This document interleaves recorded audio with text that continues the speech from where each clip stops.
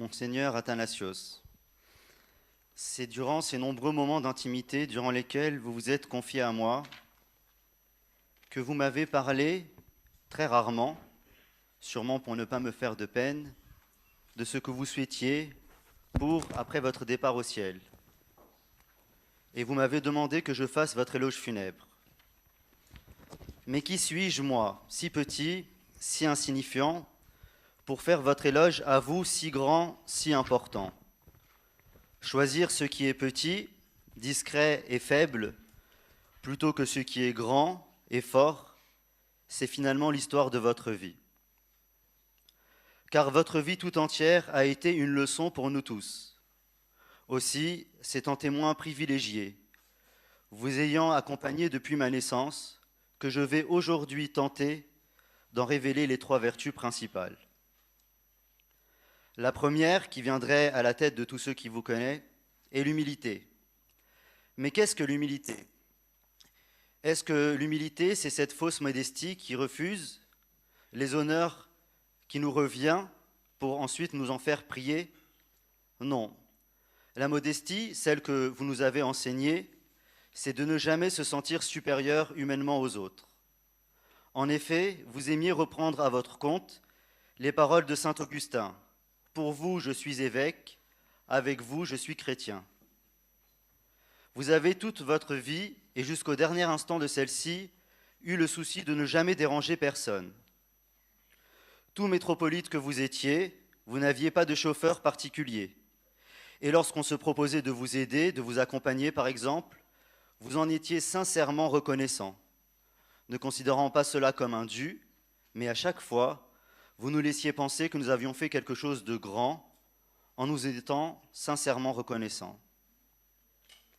L'humilité, c'est de toujours se voir comme le moins important.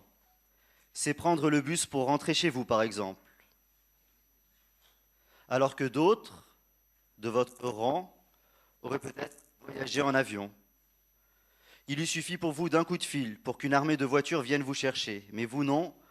Vous préfériez toujours, pour ne déranger personne, le faire avec vos propres moyens. Les longs voyages, vous les faisiez en train de nuit et non en première classe. L'humilité, c'est d'aller vous-même faire vos courses quand d'autres seraient tentés d'attendre qu'on les serve. L'humilité, c'est de prendre sur soi sans se plaindre. L'humilité, c'est de se faire serviteur pour les autres. Je n'oublierai jamais ces quelques jours passés à vos côtés, avec mon épouse, dans votre évêché au Revest-les-Eaux. C'était il y a 13-14 ans, et c'est vous, métropolite, qui nous faisiez la cuisine. Et c'est vous qui le matin nous pressiez les oranges. Et c'est vous, hauts dignitaires de l'Église, qui nous donniez votre chambre pour dormir, tandis que vous alliez dormir à même le sol, dans une pièce mal isolée, sans que nous le sachions. Mais l'humilité, c'est de faire tout cela en étant convaincu que c'est tout à fait normal. C'est de faire tout cela avec joie, avec amour, avec bonté. Car si nous étions très heureux ces quelques jours passés auprès de vous, je crois que vous l'étiez tout autant et peut-être même plus. L'humilité, c'est de ne jamais se fâcher quand les gens vous manquent de respect, quel que soit votre statut, quelle que soit votre fonction. Combien de fois vous a-t-on manqué de respect sans que cela ne vous touche? Vous auriez pu vous indigner, vous révolter et du haut de votre rang de métropolite sanctionner, punir. Vous ne l'avez jamais fait. En réalité, vous avez continué la vie que vous étiez venu chercher en Égypte il y a plus de 50 ans, la vie de moine. Le verset du Christ « Je suis doux et humble de cœur » vous va si bien. Mais votre humilité ne vous a pas empêché d'être courageux et de faire preuve d'une résilience exceptionnelle dans votre service. Car oui, il vous en a fallu du courage pour s'aventurer comme vous l'avez fait. En voilà une drôle de personnalité, une personne qui ne parle pas un seul mot arabe et qui finit métropolite de l'Église copte orthodoxe. Ça en dit long sur votre courage, car nous le savons, il est difficile dans le monde copte de se faire accepter quand on n'est pas égyptien, quand on ne parle pas l'arabe. Oui, mais voilà, le pape Shenouda III avait vu en vous un modèle, un athlète du Christ qu'il ne fallait surtout pas laisser s'en aller. Et presque 50 ans après, nous ne pouvons que lui donner raison. Il suffit de lever les yeux et de voir le nombre de personnes venues vous rendre hommage pour comprendre l'impact que vous avez eu sur 3 générations. Dans votre jeunesse, vous êtes tombé amoureux de la spiritualité copte orthodoxe. Vous avez été convaincu par la pureté de la foi de notre Église. Vous avez été ému par la beauté de nos rites et de nos dogmes. Et votre combat, durant 50 ans, fut de rendre cela accessible, comme vous aviez trouvé à tout le monde, sans faire aucune distinction, ni de couleur, ni de langue, ni d'origine, ni de statut social.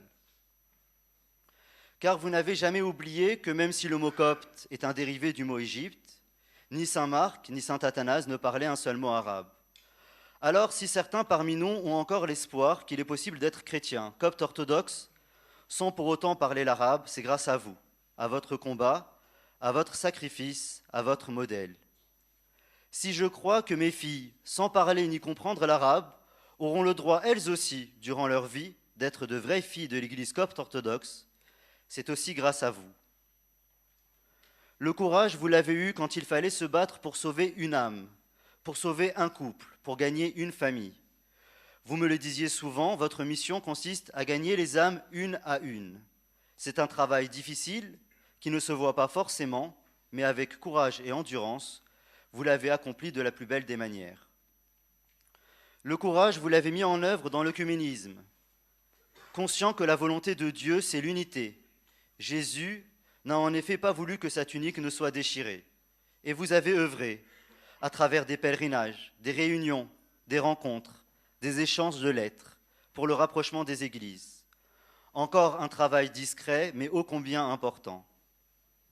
Ce courage ne vous a jamais quitté, jusqu'aux dernières heures de votre existence terrestre. Quelle force! Quel courage alors que la douleur était palpable pour tous ceux qui venaient vous visiter. Jamais je ne vous ai entendu vous plaindre. Et à cette question, peut-être un peu stupide, que l'on a tendance à poser quand on ne sait pas trop dire, « Ça va, monseigneur ?» Même sur votre lit d'hôpital, même les derniers jours, même les dernières heures, vous me disiez toujours « ça va », avec ce sourire qui vous caractérise tant, comme pour me rassurer, comme si finalement le malade, c'était moi, et c'est vous qui veniez à mon chevet. Vous aurez des tribulations, nous dit le Christ, dans le monde, mais prenez courage, j'ai vaincu le monde. Je suis un témoin privilégié de votre combat, des injustices auxquelles vous avez dû faire face. Car oui, systématiquement et uniquement sur la base de vos origines, vous avez été marginalisés, parfois moqués, souvent méprisés, mais votre seule réponse a été l'amour. À combien de sourires moqueurs vous avez rendu un sourire sincère? À combien de coups vous avez rendu une caresse? À combien d'insultes vous avez rendu une bénédiction? Les épreuves nous construisent et nous révèlent, et en réalité, vous n'avez été durant tout votre service qu'amour. L'amour, voilà la dernière vertu que je vais évoquer. Car nous le savons, toutes les autres vertus seraient complètement inutiles s'il n'y avait pas l'amour. Mais l'amour, ce n'est pas des mots, ce n'est même pas des gestes. L'amour, c'est un sentiment. Et comment l'exprimiez-vous cet amour? Par votre attitude. Tous ceux qui vous ont connu, tous ceux même qui vous ont côtoyé ne serait-ce qu'un petit moment, ont compris une chose, c'est qu'à vos yeux, ils étaient importants. Car oui, vous avez été capable de donner une réelle importance à toutes ces personnes en même temps. Et peu importe qui elles étaient ou d'où elles venaient, jeunes ou âgés, riches ou pauvres, hauts dignitaires religieux ou simples catéchumènes, français, égyptiens, ou de n'importe quelle horizon, de n'importe quelle couleur. Vous les avez tous sincèrement aimés. Vous avez donné tellement d'amour autour de vous que toutes ces graines que vous avez plantées ont aujourd'hui germé pour donner de nombreux fruits. C'est simple, quand j'étais à l'hôpital, à vos côtés, le téléphone n'arrêtait pas de sonner. Mais si cela n'est pas surprenant, le plus surprenant reste à venir. C'est que même lorsque vous étiez faible ou épuisé, à chaque fois, vous preniez le temps de répondre au téléphone, de donner quelques bons mots, de rassurer. Même au bout de vos forces, vous donniez à chacun l'amour que vous aviez sans jamais vous épuiser de cela. L'amour, finalement, c'est cela. c'est de donner pour de vrai son cœur aux gens qui sont autour de nous. Vous êtes ce cœur tendre, qui aime gratuitement, qui aime d'une façon totalement désintéressée, qui aime sans compter. Votre amour a touché le cœur d'innombrables personnes à travers votre douceur, votre sourire et votre gentillesse. Vous nous avez donné la chance d'apercevoir la figure du Christ, qui, comme vous, a aimé jusqu'à en donner sa vie. Finalement, vous avez au mieux répondu à l'appel divin qui nous a été à tous adressé. Celui qui n'aime pas n'a pas connu Dieu, car Dieu est amour. Vous nous avez appris que l'amour de Dieu ne peut se comprendre, ne peut trouver son expression qu'à travers l'amour des autres. Comme l'a si bien dit saint Augustin, l'amour de Dieu est le premier dans l'ordre des préceptes, l'amour du prochain est le premier dans l'ordre de la pratique. Mais pendant que nous sommes dans l'affliction, dans les larmes, dans les peines ici-bas, si nous nous concentrons, si nous tendons l'oreille, alors nous pourrons entendre là-haut le chant des anges. Nous pourrons entendre la joie de vos retrouvailles avec Amba Marcos et avec sa sainteté le pape Shenouda III. Que ces retrouvailles doivent être joyeuses. Nul doute que de là-haut, vous allez veiller sur nous. Vous allez nous regarder avec ce regard plein de douceur, de tendresse et de bienveillance. Mais aussi, comme vous l'avez toujours fait, ce regard plein d'exigence. Car aujourd'hui, nous sommes vos héritiers, et c'est à nous que revient le devoir de faire vivre votre mémoire, mais aussi votre combat et votre service.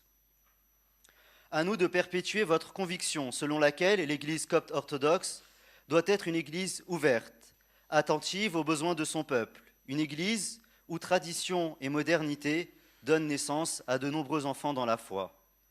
Une Église qui n'exclut personne, quelle que soit son origine, sa langue, sa position. Cette Église doit être capable de comprendre son temps, sa génération, et être en mesure de répondre à toutes ces questions et à toutes ces attentes.